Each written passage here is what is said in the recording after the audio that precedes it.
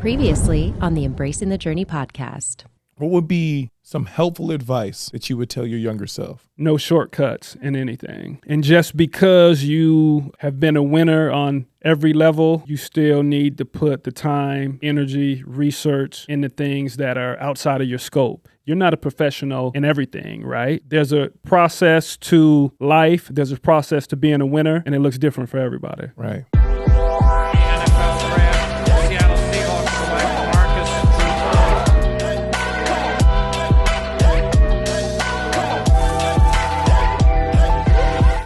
With the new day of like social media, just like taking over the world, how have you been adjusting to that life? Because at a certain point in your career, I'm assuming you wanted to keep things super private. Right. Just either in the household with the Trufant family and maybe some selected friends.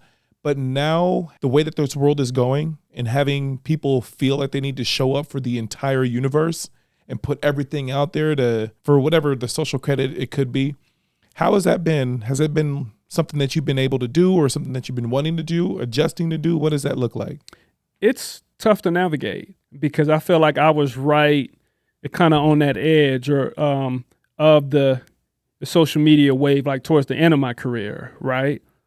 Early in my career, it was still, I guess, about the magazines and TV, and you got your newspaper clippings and stuff like that, right?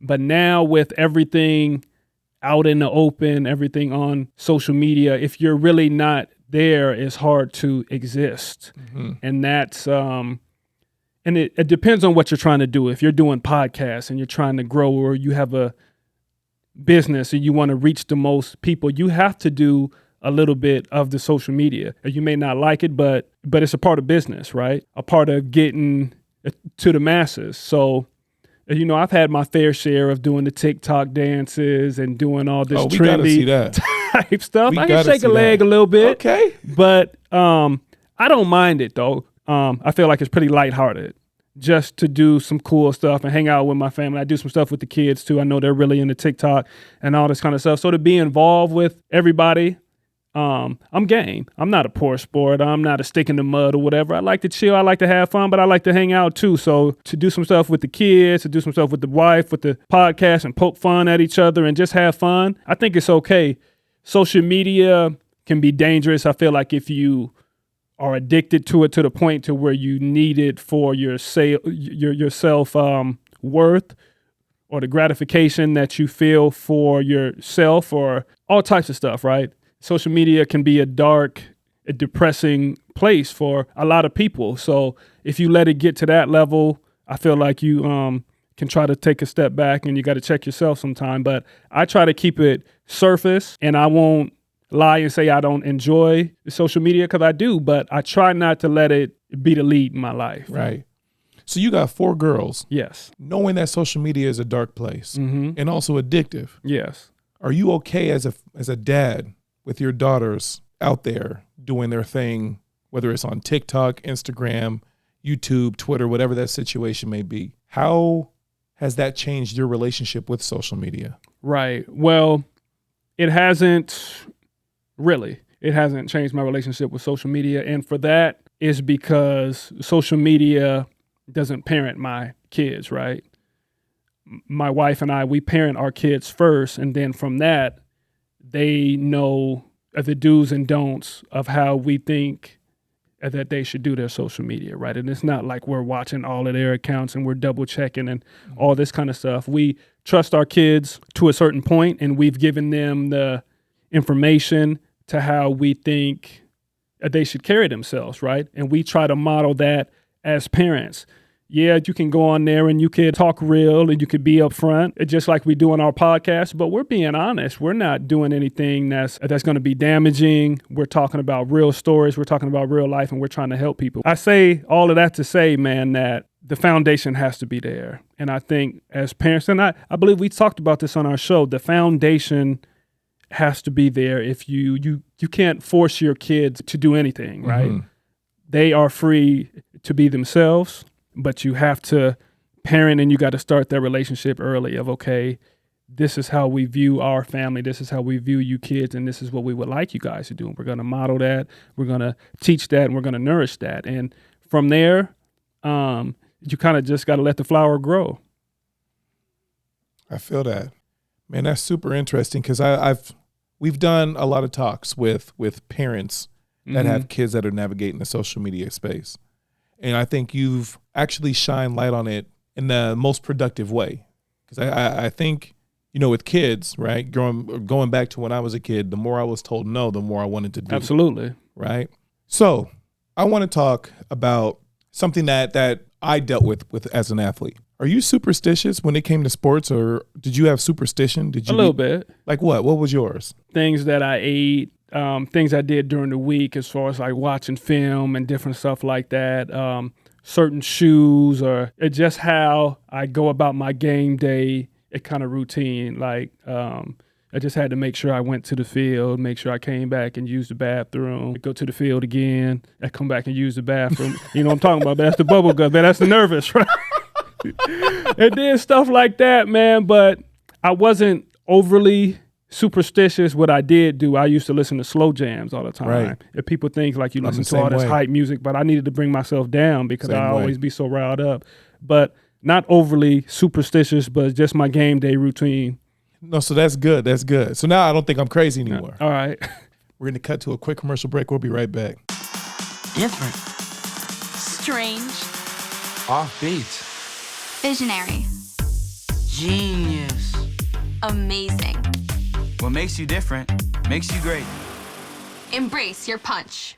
Did you start these superstitions in college, or did they start more at the professional level, or were they always there? They were always there. I think they were always there. Even down to Little League, to the point that I could control it. Though you can't really control how early your mom is going to get you to the Right. game and certain stuff like that, especially when you got other brothers and other siblings and cousins and stuff that's playing as well. But just going through like the week and how I did stuff like approach my playbook and did stuff like that. My practicing that I would do at home for basketball, I would work on layups outside in the driveway and different stuff like that. And feeling like you're ready is feeling prepared could put you in a space to be great even when you're not that great, right? The confidence that you have in yourself, that's really all you need sometimes to take you to that next level. So I always wanted to feel ready. I always felt anxious, always felt nervous, and that was all the way up to my last game in the NFL. Nervous before every game, but I felt like that was good because it had me, I had to make sure I was locked in. Right. Looking back at your career, was there one specific time where you were like, this is my moment? I'm meant to be here. Everything happened for this moment right now. I would think so, man. My Pro Bowl year, 2007-ish.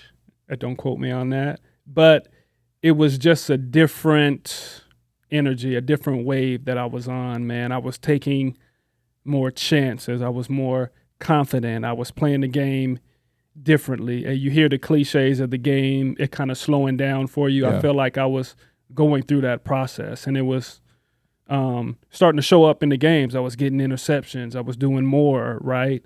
It was more just a mindset. And at the time, Jim Mora was the defensive back coach, and he was pretty cool, pretty chill, pretty laid back, a younger coach.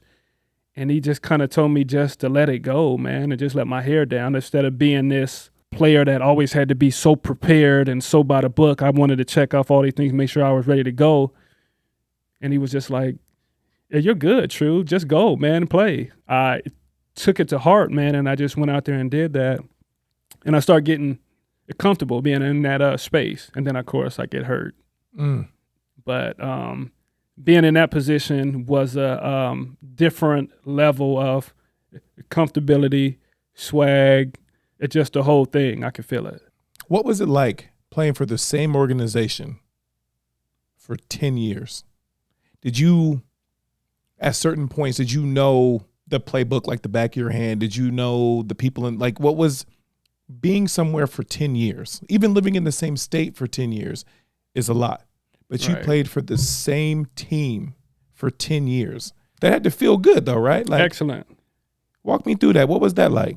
Playing for the same organizations, playing at home, playing in your hometown for 10 years, it was nothing like it, man. It was like storybook or something like that, like a children's book. You couldn't have written the script any better. Right. High school, college, pros, hometown, mom, dad there, brothers, wife, kids. If there was guys on the team, you know, some of their families didn't travel with them and they had to go back and forth and do different stuff and go home on breaks and bye weeks and all that kind of stuff. But to have everybody here in-house, like during training camp, I was able to go home and be back and forth, visit with my kids and the family and the wife and everybody. And everybody didn't have that luxury, right? So, and to be able to have my foundation here and do all that kind of stuff, have the impact in the community, be able to go back to my elementary schools and still visit some of my teachers and be able to go back and have an impact that way, just different things. And then just being with the coaches and seeing the organization grow to where it is now.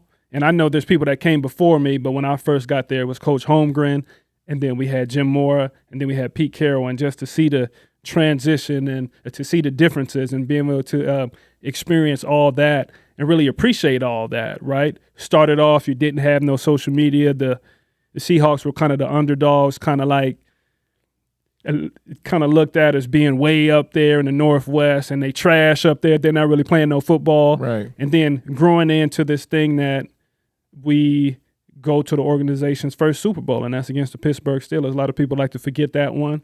But, hey, made it, did it, check.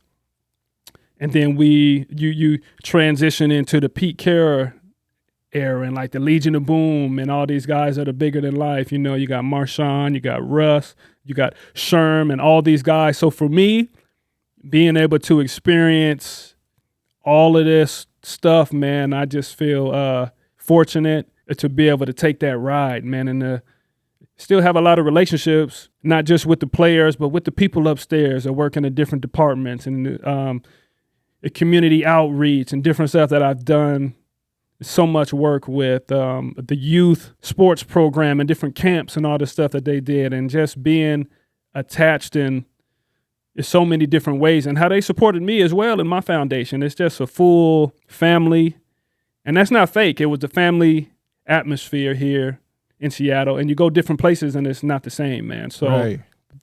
I would say the grass ain't always greener, so I really enjoyed it. How did you not get like a big head? Like going to you guys said you went to the Super Bowl. Mm-hmm.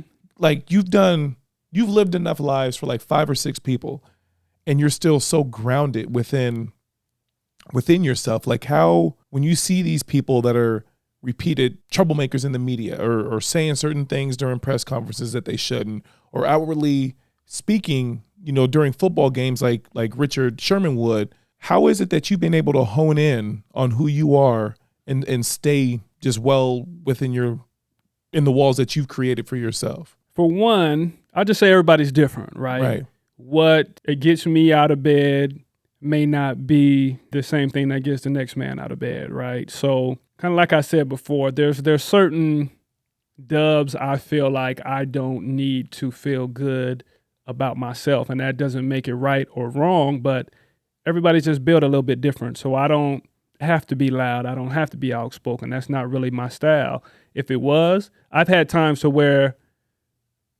I've been there or I've done that, but I found that to be in that space, I really can't control it like that, right? So it was almost like having a governor on. I knew if I went too far left, I became a person I really didn't like, or a person I didn't recognize, or a person I couldn't control, right? And even in sports, if you can have this controlled aggression, but if you get too far left, you're getting penalties and you're doing all types of crazy foolishness stuff, then you're hurting your team, right? So I wanted to always feel like I was in control. So that was my first thing. But sometimes different guys just need different things, and everybody's not as mature as they claim to be, right? And it don't make it right or wrong, but I mean, it's just a fact, right? So for me and how I approach life and how I approach the game, I wanted to always let my pads and my play do the talking, because I never wanted to be in a situation to where I was talking, I was doing all this stuff, and then I would just have that fall from grace. Right. I hated to see that for anybody. I didn't like to see that on anybody. And I know a lot of guys go through that. And some people like to talk themselves up, which is okay, but they understand the repercussions that may come with that. And they really don't care about it though, right? And so everybody's different. I always wanted to remain humble, and that was just my personality. I was thankful for the opportunity, was confident, but I did not have to step on people in order for me to feel good about myself. Right. Oh, that's excellent. So this podcast is about embracing who you are and what makes you different. If there are kids out there that are looking up to you and they're struggling trying to find their own identities, is there something that you can say to kind of get them over the edge that can help them embrace who they are and what makes them different? Yeah, man, that's heavy. That's heavy, especially in the world we live in now, to where you watch all these highlight films, and I call it a highlight film, which is social media, right? And you see all this glorious, beautiful stuff that's going on all the time, but we don't see the work and the backstory and everything that comes with that, the blood, sweat, and tears. So I would say patience, and know that you are good enough in every situation. Don't worry about what it looks like for somebody else, because in most situations that's a painted picture, or that's a script. It's fake. It's not real life. Something that's real is tough. It's tough to earn it. It's tough to get it. It's tough to get a win. So it's not always going to be perfect. It's going to be ugly first, right? You got to go to the weight room if you want to be swole. You got to get on the football field and practice, get hit if you want to be a good tackler, all these stuff. But you got to go through the mud just to get to the top. So be okay with looking nasty, with being dirty, with being sore, because at the end of that, there's going to be a pot of gold in the end. Not literally like cash money gold, but you're going to get to your goals and you're going to get to these opportunities, but it's going to take some work. So yeah, just try to stay away from that highlight and keeping that as your prize, but it just worked. Perfect. Well, we're going to wrap up the podcast. I do want to tell you guys, the information that you learned today is from a Pro Bowler, a Hall of Famer, all these great things. So if you guys have any questions, we're going to put his info in the description. Feel free to reach out, ask questions. And as always, we'll see you guys next time. Thank you.